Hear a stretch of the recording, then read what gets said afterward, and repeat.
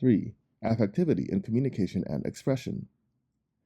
Ultimately, this theory of the individuating role played by the affectivo-emotive functions could serve as a basis for a doctrine of communication and expression. Affectivo-emotive instances form the basis of intersubjective communication. The reality that is called the communication of consciousnesses could more correctly be called the communication of subconsciouses. Such a communication is established through the intermediary of participation. Neither the community of action nor the identity of the contents of consciousness suffice to establish intersubjective communication.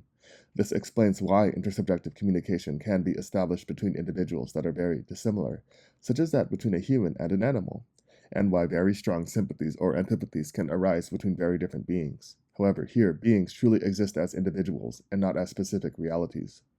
A certain animal can, in a relation of sympathy with some other animal, and not with all the animals of that same species. The profound bond between two draft animals has often been noted, a bond so strong that the accidental death of one animal leads to the death of its companion.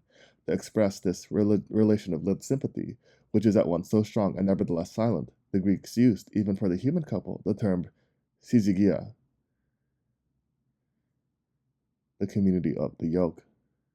No doubt, such an observation does not allow us to fully define what content can be transmitted in interindividual communication, nor does it completely determine eschatological reality in advance. However, certain metaphysical consequences are inevitable. The conservation of personal identity after death does not seem possible in the simple form of a continuation of existence. Spinoza's sentimos experimur que nos aeternos esse, we feel and we know by experience that we are eternal, certainly corresponds to a real feeling, but the tenor of this experience is affectivo-emotive and should not be transposed into a representative definition or into a voluntary decision. We can neither demonstrate eternity or even conceive it, properly speaking. We wager, nor wager on eternity's existence. Both would be unsatisfactory ways of reasoning that would be inadequate to their veritable object. The experience of eternity must be left at the individual of what it veritably is, the basis of an affectivo-emotive regime. If there is a certain sort of reality that is eternal, it is the individual as a transductive being and not as a subject substance, body substance, consciousness, or active matter. Already during its objective existence, the individual, insofar as it experiences, is a being in relation. It is possible that something of the individual is eternal and somehow reincorporated into the world with respect to which it was individual. When the individual disappears, it is annihilated only relative to its interiority, but for it to be annihilated objectively, it would have to be supposed that the milieu is also annihilated.